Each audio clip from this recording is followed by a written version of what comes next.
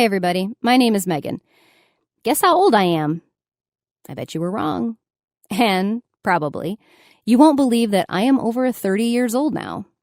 But this is true. Although, in fact, I am only 16. Confused? Let me try to explain everything to you. It all started more than 15 years ago. At that time, I just finished school and failed university entrance exams. For my parents, this was virtually the apocalypse. They've always set high hopes on me and really wanted me to become a cool journalist. In the long run, when they realized that all their dreams and hopes had collapsed and their prominent daughter was not as talented as they had thought, they felt really upset. To be honest, I don't even know why my parents idealized me so much. Personally, I have always considered myself an ordinary girl who was neither better nor worse than others. It turned out that my parents had deceived themselves, but were upset with me. They were not just upset. They said that from now on, I would have to go to work and contribute to the family budget, and from their side, there would no longer be any financial assistance. That is, they would not give me pocket money anymore. Basically, my parents made me fend for myself. After that, I lost any hopes concerning my future, because earlier I was going to expand my knowledge in some subjects within a year and still go to college. But now the words of my parents meant that I could forget about tutors, exams, and universities. Of course, it's hard to find a job when you're 16.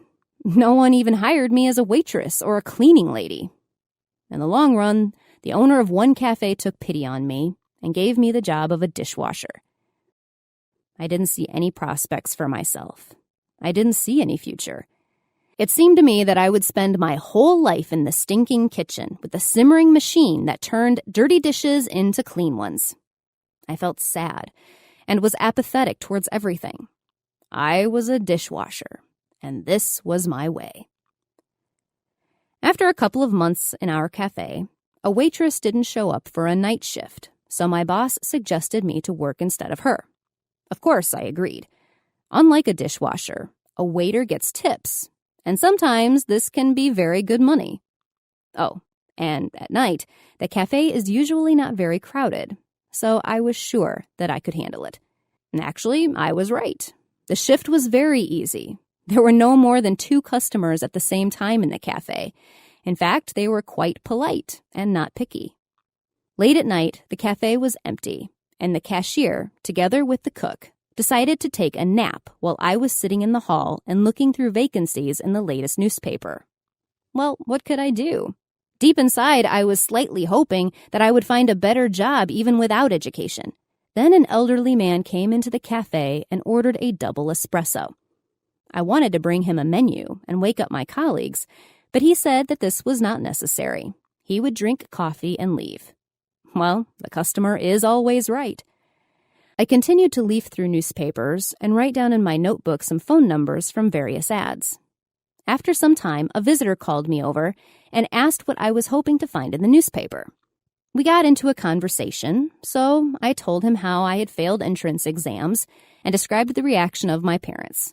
I also complained that now I was forced to work there as I had no other choice. My new friend sympathized with me and said that he could help me. He introduced himself as a bioengineer and asked if I had heard anything about freezing people before. I replied that I had seen some kind of program about it on TV, but that seemed to be something really far-fetched. Then the bioengineer said that he had developed his own scheme of freezing living organisms and had already conducted successful experiments on mice as well as rabbits, and it was high time to try the same on humans. He suggested to me to try this method on myself for quite a good fee, considering that I was a teenager. He offered to freeze me for 15 years and promised to give $1,000 at the moment of signing the contract and $15,000 after my unfreezing. So I decided that since I could not fulfill myself in my current generation, maybe in the next one I would be able to do it. In any case, this was a very interesting experience and quite good entertainment. All I had to do was agree with my parents so that they signed all the required papers. It was most unreal, but I could do it. Just do not ask me how it happened. A week later, the bioengineer handed me $1,000 and said that I had 2 weeks to prepare for freezing. I decided to spend this time with friends. We went to a mountain hotel and had an unforgettable time there. When our holidays came to an end, we agreed to meet after 15 years and 1 day. So, I have been frozen for 15 years. It's been a month since I was unfrozen and came back to life. During this time, my younger sister Linda was born, and now we are almost the same age. Of course, my parents have changed a lot, and I'm afraid to admit it to myself, but they got very old. When you live with a person seeing him or her every day, you do not notice most of the changes in his or her appearance. But in my case, I saw them at 35 and at 50. The difference is quite significant, and this turned out to be the biggest blow for me. I was also very glad that I had a sister, but she and I were like strangers to each other. I didn't know that she was born. I didn't see how she was growing, and she has never heard anything about me as well. My parents decided to keep silent because they were afraid I would die during unfreezing. I don't even know if we can ever become nearest and dearest people to each other. And now I'll tell you about how I reacted to the surrounding world after 15 years and how the world perceived me. This was something incredible. Everything around, and even my area, was built up with new houses and districts. There appeared many new roads and shops in the neighborhood. When I went to the store alone for the first time, I could not find my way home. However, I was no more than 500 meters away from the place where I lived. And during my sleep, there was a huge leap forward in the development of technology. I still have not learned how to use all these newfangled smartphones and tablets, but this is a real miracle. 15 years ago, I couldn't even imagine that the internet would become so accessible and stable, and that it would be possible to communicate with my friends from anywhere in the world via video calls. In addition, all these social networks and instant messengers erase all sorts of boundaries. Now I can even send a photo to my sister, and in a couple of seconds, she will see it. Apart from that, I don't have to go to school to find out the address of my former classmate. I can open Facebook and find it in a couple of minutes. That's just brilliant. But there is a flip side to this progress. People began to constantly hang out with their gadgets and even look at the screens of mobile phones while walking. 15 years ago, I watched a sci-fi movie where zombies were moving along the streets holding some mini screens in their hands. And then my friends and I were laughing at the plot. And who would have thought that 15 years later it would become a reality?